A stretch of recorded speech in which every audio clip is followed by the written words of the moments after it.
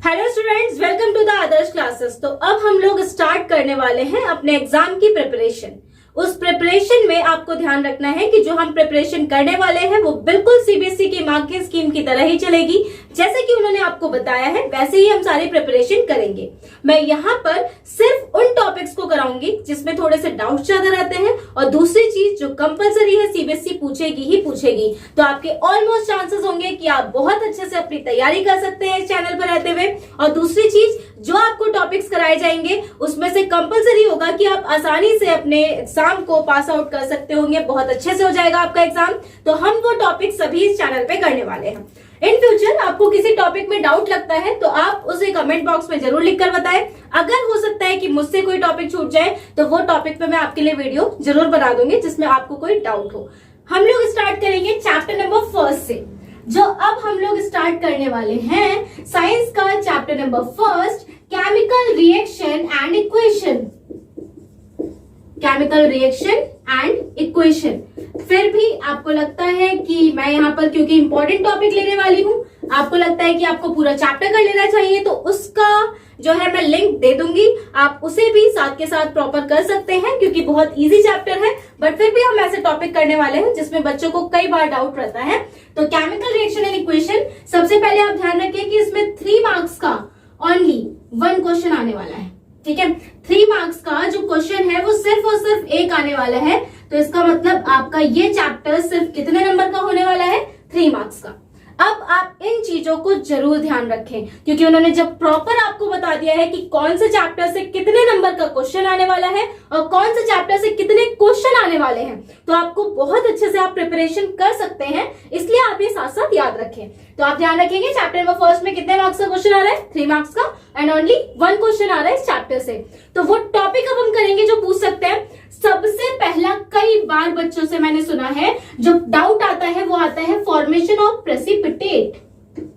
ठीक है, जो डाउट आता है आप लोगों का आता है वो आता है फॉर्मेशन ऑफ प्रेसिपिटेट, जिसे हम शॉर्ट में बोलते हैं पीपीटी।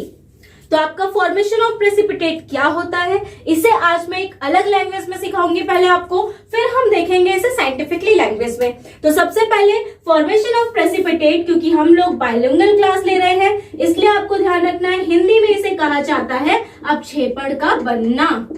ठीक है, तो हिंदी में इसे क्या कहेंगे? अवक्षेपण का बनना।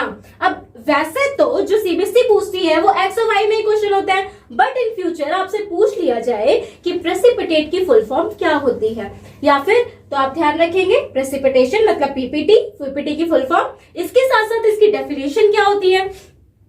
तो आपको 1 मार्क के लिए अपनी डेफिनेशन भी बिल्कुल तैयार रखनी है, और इसमें अभी हम सारे टॉपिक, तो मैं आपको एक एक करके वो टॉपिक बताती जाऊंगी। सबसे पहले आप डेफिनेशन याद रखें बहुत ही इजी लैंग्वेज में। Any reaction in which an insoluble solid is formed that separates from the solution is called a precipitation reaction।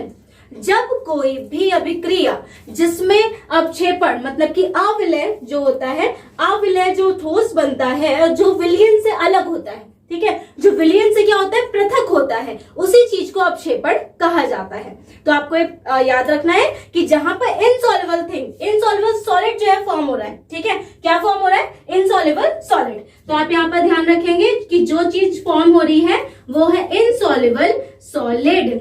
आज मैं आपको बहुत ही अच्छा सा एग्जांपल देने वाली हूँ। मुझे नहीं लगता कि आगे से आप कभी भी प्रेसिपिटेट को भूलेंगे। आप अपने घर में एक बीकर लें और उसमें मिल्क ले लें, ठीक है, कभी भूलेंगे नहीं। बट ये है कि एक एग्जांपल है ओनली जस्ट। तो एक आप मिल्क ले लें और मिल्क में क्या करें, आप लेमन जूस डाल दें। मिल्क में जो डालेंगे वो आप क्या डालेंगे? Lemon juice. तो हमने मिल्क लिया और लेमन जूस लिया, दोनों को मिक्स कर दिया। अब जब आप देखेंगे ना तो इसमें हल्का सा छोटा सा अलग अलग आपको पार्ट्स दिखाई देगा जो कि मिल्क में मिक्स नहीं होगा। ठीक है, जो मिल्क में सॉल्युबल नहीं होगा।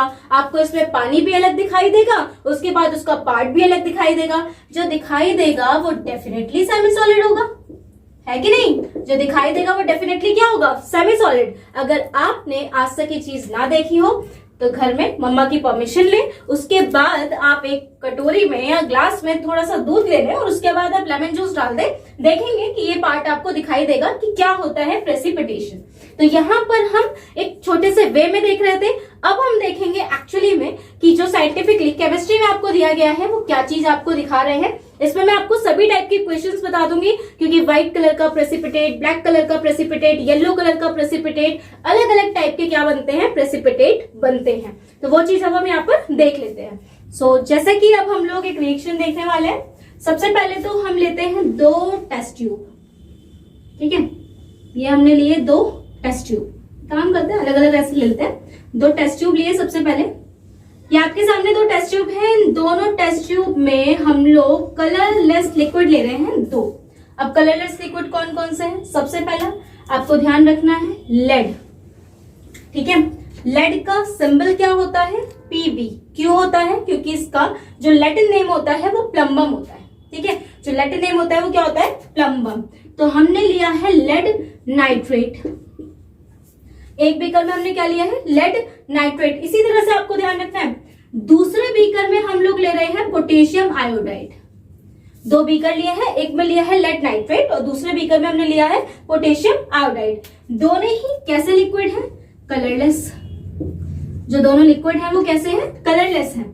अब हम क्या करेंगे कि इन दोनों लिक्विड को मिक्स कर देंगे। अब जो हमें करना है वो दोनों लिक्विड को हमें क्या कर देना है? मिक्स कर देना है। तो ये वाला लिक्विड जब हम इसमें डालेंगे, ठीक है, ये वाला जब लिक्विड है जो कलरलेस है वो हम किस में डाल देंगे? इस टेस्ट ट्यूब में डाल देंगे। तो जब हम इस टेस्ट ट्यूब में ये लिक्विड डालेंगे तो दैट्स मीन्स क्या होगा? ये दोनों चीजें क्या हो जाएंगी? मिक्स हो जाएंगी। ये दोनों चीजें क्या हो जाएंगी? मिक्स। इसमें आपको एक येलो कलर का इनसॉल्युबल सब्सटेंस मतलब कि प्रेसिपिटेट कौन से कलर का दिखेगा? येलो कलर का। येलो कलर का जो आपको प्रेसिपिटेट दिखेगा तो इसमें क्या बना? एक तो बना है आपका ये चीज। अब ये क्या है? ये है आपका लेड आयोडाइड, ठीक है। ये जो चीज है ये क्या है? Lead iodide. इसके बाद जो आपका बनेगा वो बनेगा पोटेशियम नाइट्रेट, ठीक है।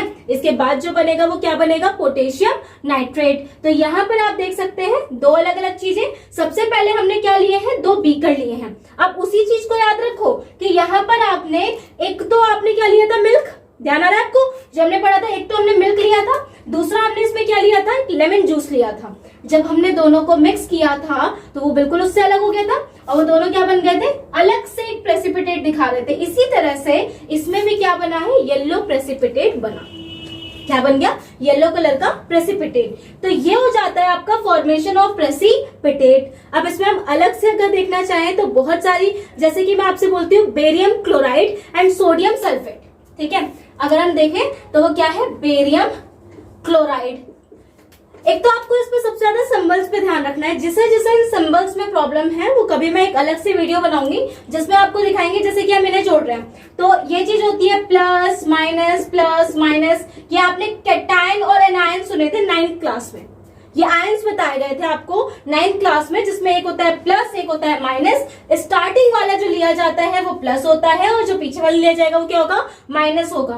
तो यहाँ पर ये आयंस होते हैं जिन्हें हम जोड़ते हैं, जिनकी वजह से प्रेसिपिटेट बन रहा है और जिनकी वजह से डबल डिस्प्लेसमेंट रिएक्शन होती है, ठीक है। जो केमिकल रिएक्शंस होती हैं उसमें अलग अलग टाइप्स होते हैं, आज लाइक कॉम्बिनेशन रिएक्शन, ठीक है, डिकम्पोजिशन रिएक्शन। डिकम्पोजिशन रिएक्शन भी बहुत इंपॉर्टेंट है आपके एग्जाम के पॉइंट ऑफ व्यू से।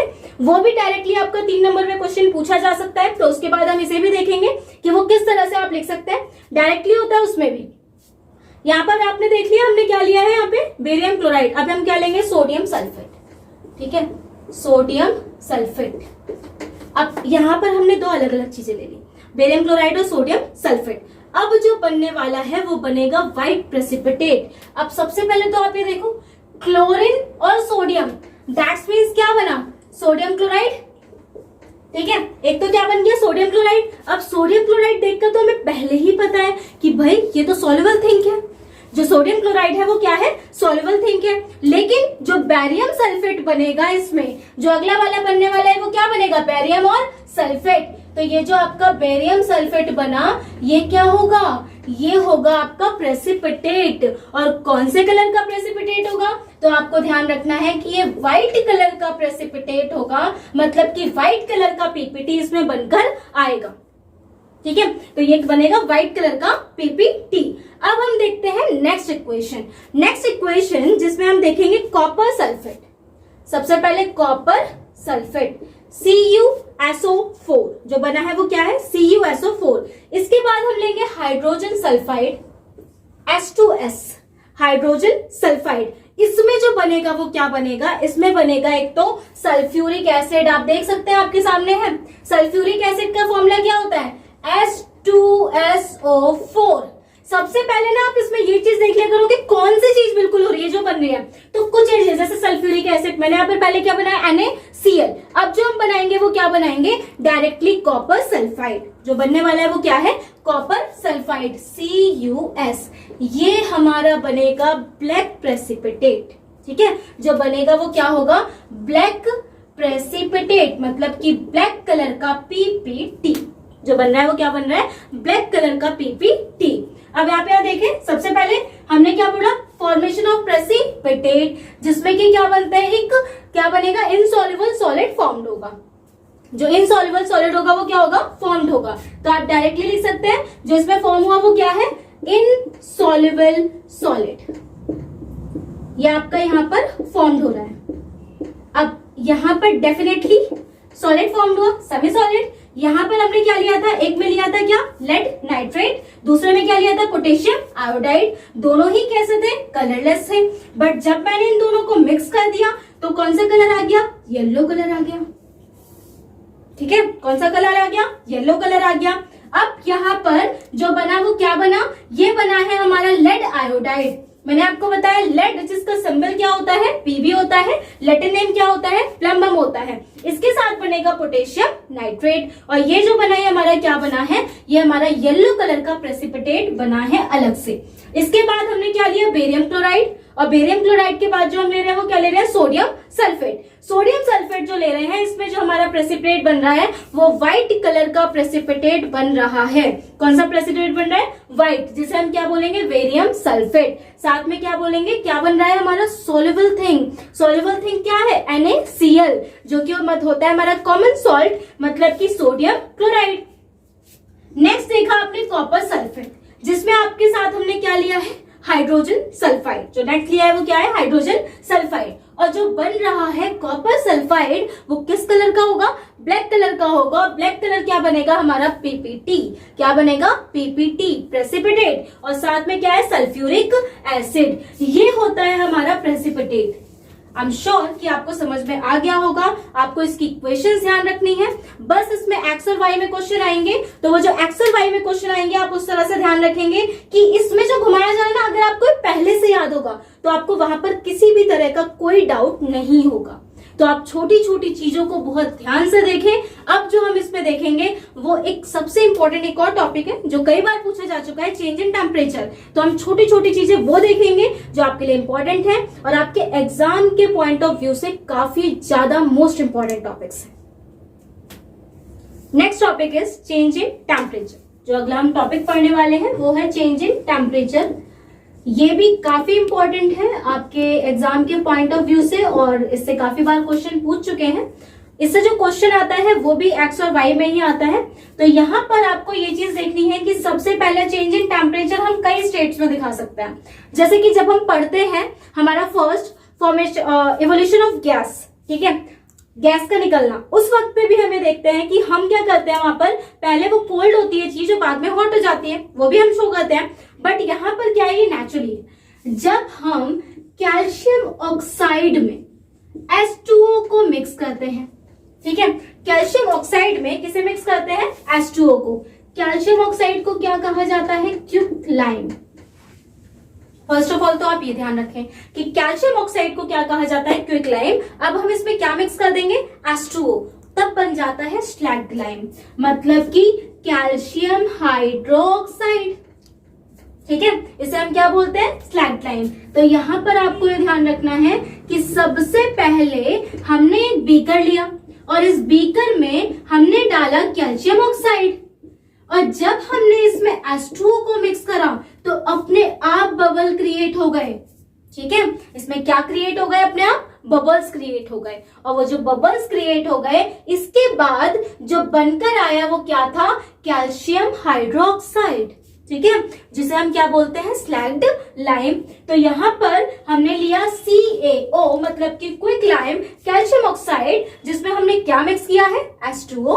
उसके साथ साथ हम क्या करेंगे, जो बनकर हमारे पास प्रोडक्ट आएगा, जो हमने दो रिएक्टेंट लिए वो ये दोनों लिए, कैल्शियम ऑक्साइड और H2O।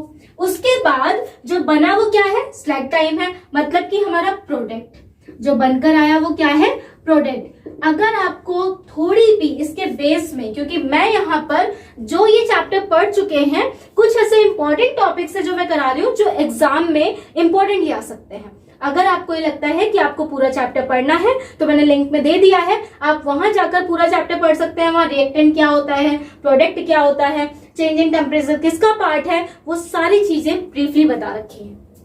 तो बिल्कुल भी कंफ्यूज ना हो, यहाँ पर सिर्फ और सिर्फ तैयारी एग्जाम की कराई जा रही है, जिसमें उन चीजों को लिया जा रहा है जो पैटर्न बहुत इंपॉर्टेंट है। तो अब यहाँ पर आप ध्यान रखेंगे कि ये वो है जिससे हम अपने घरों में पेंट करते हैं। पेंट करने के 2-3 दिन बाद शाइन आती है। तो ऐसा क्या होता है कि जब हम पेंट कर देते हैं तो उसके 2-3 दिन बाद बहुत ज्यादा शाइन आ जाती है। तो ऐसा क्या होता है, क्योंकि जो हमारा स्लैग्ड लाइम है, जो कैल्शियम हाइड्रोक्साइड है, वो कार्बन डाई की प्रेजेंस में आ जाता है। ठीक है, किसकी प्रेजेंस में आ जाता है, कार्बन डाई की। अब ये कार्बन डाइऑक्साइड की जब प्रेजेंस में आएगा तो इसका मतलब हमारा कैल्शियम हाइड्रोक्साइड, जिसे अभी हमने क्या पढ़ा, स्लैग्ड लाइम। ठीक है, किसकी प्रेजेंस में आया, वो किससे रिएक्ट करा, वो कार्बन डाइऑक्साइड, जो कि किस में है, एयर में, क्योंकि आसपास क्या होती है, एयर। अब बनेगा मार्बल। ठीक है, क्या बनेगा, मार्बल, मतलब कि कैल्शियम कार्बोनेट और साथ में H2O। कैल्शियम कार्बोनेट और साथ में क्या बनेगा, H2O। तो यहाँ पर आपको मेनली जो ध्यान रखना है वो क्या याद रखना है, कैल्शियम कार्बोनेट। कैल्शियम कार्बोनेट अगर आपसे 1 मार्क में क्वेश्चन पूछ लिया जाए, जो कि तो इस चैप्टर से तो 1 मार्क का क्वेश्चन आने नहीं वाला है, बट फिर भी आप अपनी जनरल नॉलेज के लिए याद रखें कि मार्बल का फॉर्मूला होता है CaCO3 और जिसे हम बोलते हैं कैल्शियम कार्बोनेट। और ये जो है हमारा टॉपिक है चेंज इन टेम्परेचर। अब यहाँ पर आपसे पूछा जा सकता है कि बताइए वो कौन सा कंपाउंड है जिसे हम किस में यूज करते हैं, पेंट करने में। जो हमारा वॉल्स को पेंट करते हैं वो क्या है, तो वो क्या है, स्लैग्ड लाइम। वो स्लैग्ड लाइम कार्बन डाइऑक्साइड की प्रेजेंस में आने के बाद क्या बना लेता है, marble, that's means calcium carbonate. तो यहाँ आपको ये दोनों इक्वेशन समझ में आ गई होंगी। चेंज इन टेम्परेचर, 2 टॉपिक आपके हुए हैं, formation of precipitate and change in temperature. अब इन टॉपिक्स के बाद इस चैप्टर में ऑक्सीडेशन एंड रिडक्शन और इसके साथ साथ जो टॉपिक इंपॉर्टेंट रह जाता है वो रह जाता है आपका थर्मल डिकम्पोजिशन। थर्मल डिकम्पोजिशन जिसमें हीट, लाइट एंड इलेक्ट्रिसिटी से हमें एक एक इक्वेशन देखनी होगी। अगर आपसे आए डायरेक्टली क्वेश्चन तो पूछ सकते हैं कि एक्सप्लेन करें डिकम्पोजिशन और उसके तीनों टाइप्स। तो यहाँ पर इतना समझ आ गया आपको, आई होप सो। अब इसके आगे का देखते हैं। Next topic is decomposition reaction. Decomposition reaction, जहां पर हमारा कंपाउंड मतलब कि हमारे रिएक्टेंट 2 एंड मोर सब्सटेंस में स्प्लिट हो जाता है और अलग अलग पार्ट्स में बन जाता है, उसी को हम कौन से रिएक्शन कहते हैं, डिकम्पोजिशन रिएक्शन। तो एक्चुअली में जब आप इस वर्ड को देखते हैं ना, ये डिकम्पोज, तो डिकम्पोज का मतलब क्या होता है, स्प्लिट, मतलब कि टूटना। इसीलिए इसे हम हिंदी में अपघटन या फिर इसे अलग नाम से भी जाना जाता है, विभूषण। तो इस तरह से आप देख सकते हैं कि डिकम्पोजिशन रिएक्शन जो कि काफी इंपॉर्टेंट है, बट इसमें जो इंपॉर्टेंट क्यों है ये, क्योंकि ये 3 अलग अलग पार्ट्स में बटी हुई है। यहां पर जो सब्सटेंस है वो 3 अलग अलग चीजों से स्प्लिट होते हैं, लाइट से, हीट से एंड इलेक्ट्रिसिटी से। तो यहां पर हो जाता है एक फोटोलाइसिस, एक होता है इलेक्ट्रोलाइसिस और एक जो होता है वो होता है थर्मल डिकम्पोजिशन। तो इसीलिए हम लोग जो फर्स्ट ऑफ ऑल देखने वाले हैं वो क्या देखने वाले हैं, थर्मल डिकम्पोजिशन रिएक्शन। अब इसमें जो हम थर्मल डिकम्पोजिशन रिएक्शन देख रहे हैं भाई इसका मतलब क्या है? तो थर्मल डिकम्पोजिशन का मतलब होता है when a decomposition reaction is carried out by heating. When a decomposition reaction is carried out by heating, जहां पर हीट के द्वारा जो रिएक्शन की जाती है उसी को क्या कहा जाता है? Thermal decomposition reaction. अब इसमें मैं आपको दो अलग अलग इक्वेशन दिखाऊंगी जो काफी इंपॉर्टेंट है और काफी बार यूज भी की जाती है और कई बार क्वेश्चंस में आपके पुटअप भी कर ली जाती है। तो सबसे पहले अब जो हम लेने वाले हैं वो लेने वाले हैं लेड नाइट्रेट। इससे पहले भी आप ले चुके हैं तो डेफिनेटली आपको फॉर्मूला इसका याद होना चाहिए। तो लेड को हमने क्या बोला था? पीवी, और नाइट्रेट के लिए क्या यूज होता है? NO whole square. आप जल्दी से सोचो कि अंदर क्या आना है, तो होल स्क्वायर में अंदर क्या आएगा? 3 और बाहर क्या आएगा? 2। अब ये बताने की जरूरत नहीं होनी चाहिए कि भाई ये कलरलेस होता है, ठीक है? ये कैसा होता है? कलरलेस। अब जो ये डिकम्पोज होगा वो किसके द्वारा होगा? हीट के द्वारा। और आप हीट को इस सिंबल से भी डिनोट कर सकते हो। तो जरूरी नहीं कि आप हीट ही लिखें, आप हीट की जगह पे जो यूज कर सकते हैं वो क्या है? ये हमारा सिंबल जो हमारे इक्वेशन को मोर इंफॉर्मेटिव बनाता है। मोर इंफॉर्मेटिव बनाने से बहुत बेनिफिट्स होते हैं।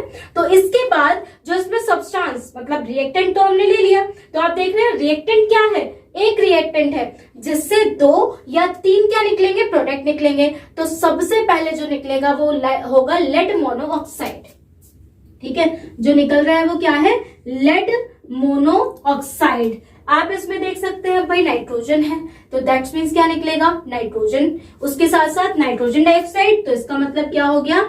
N2O, और साथ में क्या है? O2। यहाँ पर 3 अलग अलग सब्सटेंस हमारे सामने निकल रहे हैं जिसमें कि 2 गैस है, ठीक है? 2 क्या है? गैस है, नाइट्रोजन डाइऑक्साइड और ऑक्सीजन, दोनों गैस है। ये हमारा जो होता है भाई किस कलर का होगा?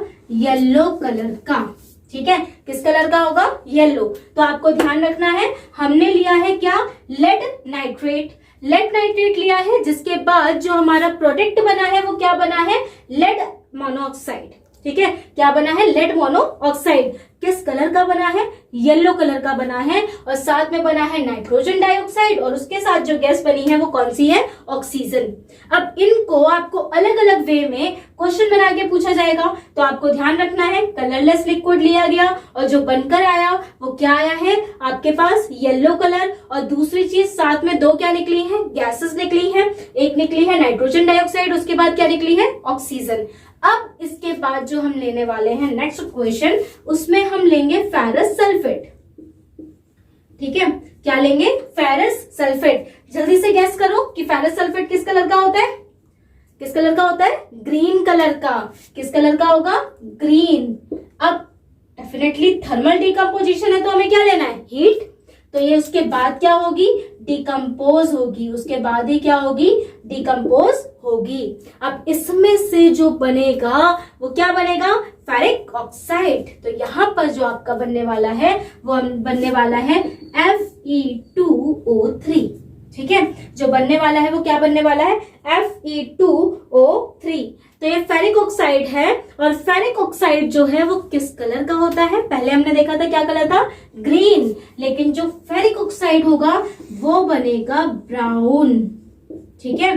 किस कलर का बनेगा? ब्राउन कलर का बनेगा। अब इसके साथ जो 2 अलग अलग गैसेस बनने वाली हैं वो एक तो है सल्फर डाइऑक्साइड, ठीक है? क्योंकि यहाँ पर क्या था? सल्फर था। अब सल्फर डाइऑक्साइड, और तीसरी बनेगी सल्फर ट्राइऑक्साइड, ठीक है? ये आपकी 2 इक्वेशन हो गई। थर्मल डिकम्पोजिशन जो कि किसके द्वारा कैरिड आउट होती है? हीट के द्वारा। किसके द्वारा होती है? हीट के द्वारा। तो हमने देखा डिकम्पोजिशन का फर्स्ट पार्ट जिसमें हमने लिया थर्मल, ठीक है? जिसमें हमने क्या लिया है? थर्मल डिकम्पोजिशन, जिसकी 2 इक्वेशंस देखी हैं। ये इक्वेशंस मैंने इसीलिए ली है क्योंकि ऑलमोस्ट चांसेस एग्जाम में पूछने के इन्हें ही होते हैं, इसीलिए मैंने इन टाइप के इक्वेशन, वही इक्वेशंस आपको दिखाई जा रही है जो एग्जाम में पहले पूछी जा चुकी है। लास्ट ईयर के एग्जाम में ये क्वेश्चन पूछी गई थी। डायरेक्टली क्वेश्चन में। तो इसलिए आप इसे जरूर ध्यान से देखें। आगे की वीडियो में भी हम वही टाइप लेंगे जिसमें कि पहले क्वेश्चंस पूछ चुके हैं और आगे पूछने के डेफिनेटली उनके चांसेस हैं। तो थर्मल डिकम्पोजिशन के बाद अब हम लोग देखते हैं कौन सा वाला, फोटोलाइसिस। तो जहां पर किसके द्वारा होगा, लाइट के द्वारा, क्योंकि भाई फोटो वर्ड आ गया है तो फोटो का मतलब क्या है, लाइट। जहां पर जो डिकम्पोजिशन रिएक्शन है वो किसके द्वारा स्प्लिट हो जाएगी, लाइट के द्वारा। तो नेक्स्ट जो हम देखने वाले हैं वो देखने वाले हैं लाइट मतलब कि सिल्वर क्लोराइड। ठीक है, सिल्वर क्लोराइड किसकी वजह से डिकम्पोज होगी, लाइट की वजह से। किसकी वजह से होगी, लाइट। अब जो सिल्वर क्लोराइड है वो किस कलर का होता है, व्हाइट कलर का होता है। किस कलर का होता है, व्हाइट। अब इसमें एक चीज ध्यान रखनी है, ये जो रिएक्शन है, this reaction is used in black and white photography. This reaction is used in black and white photography. तो ये जो रिएक्शन है वो कहां पर यूज होती है, व्हाइट एंड ब्लैक फोटोग्राफी में यूज होती है। अब यहाँ पर दो अलग अलग प्रोडक्ट बनने हैं। कितने प्रोडक्ट बनेंगे, दो। एक बनेगा सिल्वर और एक बनेगा हमारा क्लोराइड। ठीक है, एक बनेगा सिल्वर और दूसरा बनेगा क्लोराइड। अब इसमें जो हमने ये दो देखे हैं वो आपको ध्यान रखना है कि जो हमारा क्लोराइड होता है वो येलोइश ग्रीनिश कलर का होता है। किस कलर का होता है, येलोइश ग्रीनिश कलर का। बल्कि जो हमारा भाई सिल्वर होता है तो डेफिनेटली व्हाइट कलर का होगा या फिर सिल्वर कलर का होगा। ठीक है, सिल्वर कलर का तो क्योंकि सिल्वर है तो कलर भी कैसा होगा, सिल्वर ही तो होगा। तो यहाँ पर हमने नेक्स्ट रिएक्शन जो देखी है वो किसके द्वारा देखी, बाय लाइट। क्योंकि आपसे डायरेक्टली जो क्वेश्चन पूछा जाएगा वो तीनों की एक एक रिएक्शन पूछी जा सकती है, या फिर जो हमने इससे पहले का देखा था डायरेक्टली उससे क्वेश्चन पूछा जा सकता है थर्मल डिकम्पोजिशन से, जिसमें अलग अलग क्वेश्चंस आपको दे दिए जाते हैं। तो यहाँ पर ये समझ में आ गया बाय लाइट। अब हम देखेंगे इलेक्ट्रोलाइसिस। ठीक है, नेक्स्ट जो रिएक्शन देखने वाले हैं वो कौन सी है, इलेक्ट्रोलाइसिस, जिसमें हम लोगों को जो अलग करना है वो हाइड्रोजन और ऑक्सीजन है। और किसके द्वारा अलग करेंगे, इलेक्ट्रिसिटी के द्वारा। ठीक है, किसके द्वारा अलग करेंगे, इलेक्ट्रिसिटी। तो डेफिनेटली हाइड्रोजन ऑक्सीजन अलग करना है तो H2 + O2।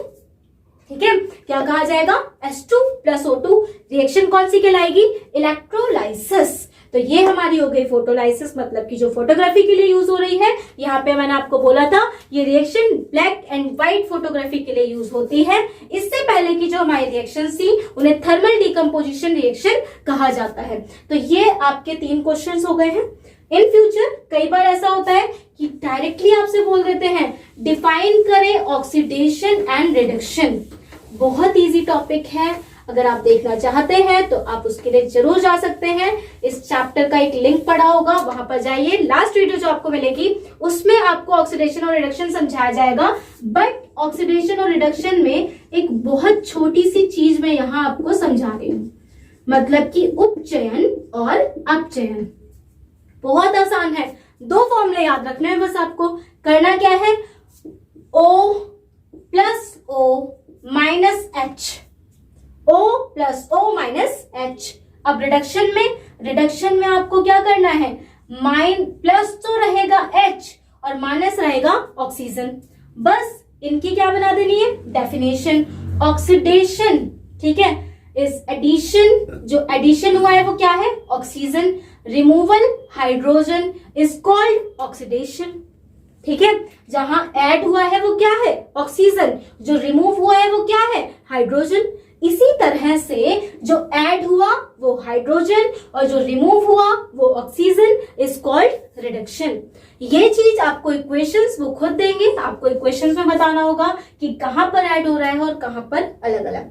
तो आप देखना चाहें तो बिल्कुल देख सकते हैं। आज आपका फर्स्ट चैप्टर पूरा हो गया है। अब हम सेकंड चैप्टर लेंगे। सेकंड चैप्टर जो है वो 7 मार्क्स का है। हमने अभी देखा है फर्स्ट चैप्टर। ये चीज आपको जरूर ध्यान रखनी है, फर्स्ट चैप्टर में ओनली 1 क्वेश्चन आ रहा है और 1 क्वेश्चन जो आ रहा है वो कितने मार्क्स का आ रहा है, 3 मार्क्स का। जबकि जो हमारा सेकंड चैप्टर है उसमें से 2 क्वेश्चंस आ रहे हैं 1 मार्क्स के और 1 क्वेश्चन आ रहा है 5 मार्क्स का। ठीक है, एक क्वेश्चन कितने मार्क्स का आ रहा है, 5 का। तो ये 3 मार्क्स का था, लेकिन जो नेक्स्ट चैप्टर होगा वो कितने मार्क्स का होगा, 7। इस तरह से हम आपके पूरे मार्क्स को अचीव करेंगे। आप साथ साथ पढ़ते रहिए, आपके सभी मार्क्स जो है वो अचीव हो जाएंगे। टोटल 80 मार्क्स हम लोग टारगेट बनाकर चलेंगे। एक तरह से आप मान लें कि हम क्रैश कोर्स कर रहे हैं, ठीक है। जो चल रहा है वो क्या है, क्रैश कोर्स, जिसमें आप थोड़े ही दिन में अपनी साइंस के सभी टॉपिक अच्छे से कंप्लीट कर सकते हैं। So thank you so much. Video पसंद आई हो तो लाइक करना बिल्कुल ना भूलें और बेचारे जरूरतमंद बच्चों को ये वीडियो जरूर शेयर करें। Thank you.